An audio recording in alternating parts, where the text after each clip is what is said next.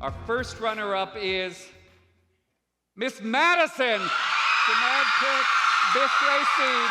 Willow Newell is your new Miss Wisconsin. This past June, Willow Newell was crowned Miss Wisconsin, making history as the first Black woman to do so. She began competing in pageants at the age of 14.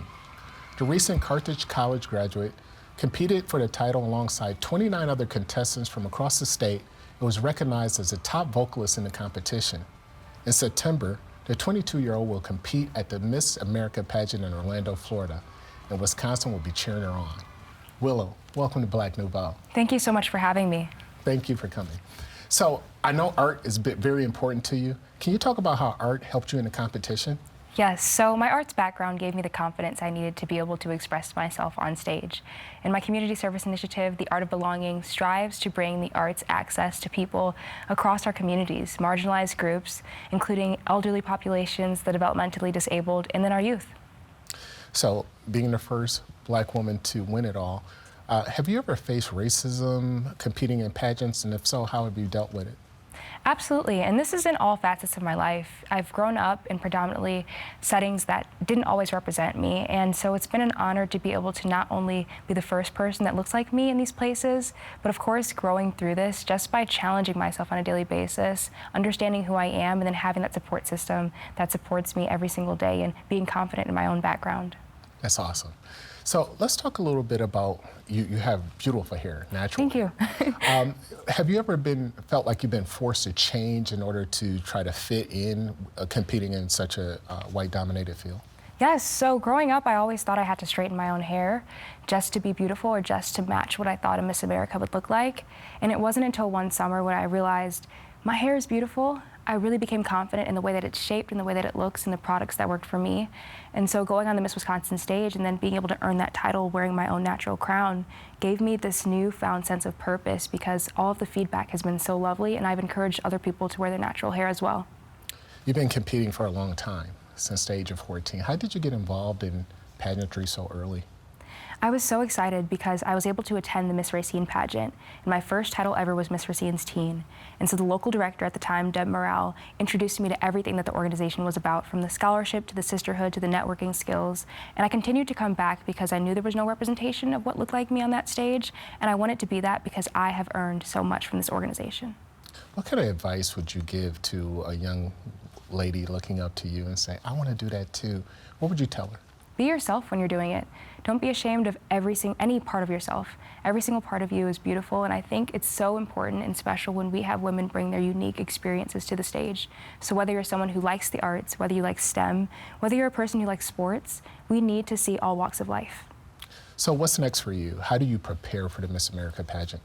So I'm so excited because Miss America is coming up really fast.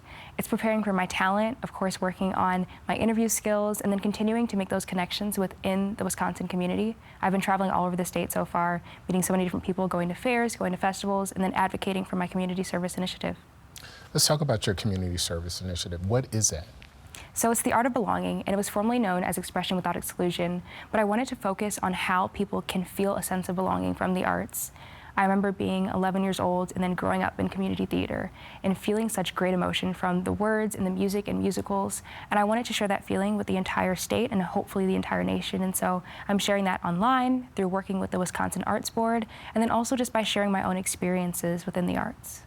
What kind of support system do you have? I imagine you have to have a big one to do something like this. Absolutely. And talk about what that looks like and feels like. So my family is amazing. My mom and my dad have been so supportive of my journey. There have been times when I haven't won pageants or haven't done well, and so they have been along with me every step of the way. And then also the local directors. Each competition on the local level has two set of directors, and they usually provide the girls with wardrobe advice, hair and makeup advice. And then also just building a personal brand is something that my directors in the Racine organization have worked with me on. And so I'm so grateful to have that mentorship.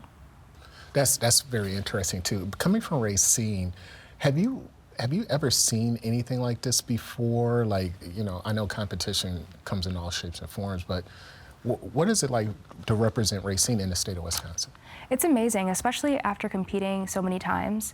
I've represented Kenosha and then also Great Lakes, and to be able to have this full circle moment as my own hometown title is so wonderful. The city of Racine has been uplifting, and I think I now get the chance to bring more girls into the organization. Before the state competition, I walked into Case High School and talked to the girls personally and said, we offer scholarships, and they didn't even know there was a Miss Racine. And so bringing more girls into the organization is what I plan to continue to do. Who do you admire in this industry? Oh my goodness. Vanessa Williams, of course, the first Black Miss America, and then so many other young women who have competed. The ones who've competed before me, they may not have won the Miss Wisconsin title, but they got first runner-up and top 5. And then, of course, the local directors, the state board. There are so many people who have done such amazing things within the community, and I hope to reflect them and then add my own little spice to what I have to offer the crown. Let's talk about mental health quickly. Is that something that you have to deal with as well? If so, how do you deal with making sure your mental health stays strong? I had the wonderful opportunity of being very vulnerable with the judges about my experience with obsessive compulsive disorder and anxiety. And then, of course, being a front-facing person, it's hard to struggle with anxiety or mental health at all and be able to be in front of people every day and serve the community. And so I think therapy is so, so important. Not just being vulnerable with someone else that I can trust, but then people in the community to share that it's okay to struggle, but as long as you're consistent and show up every day for yourself and for the world, you can make greatness out of it.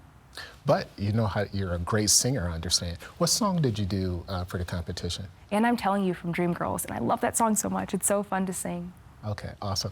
So tell us how we could see the competition, Miss America competition. It'll be live streamed. So September 2nd through the 7th, we'll be in Orlando, Florida. There will be a talent night and then also 2 prelim nights and the final competition. Well, we wish you the best. Thank you so much. You're going to do so well. Thank you, I appreciate it. Thank you.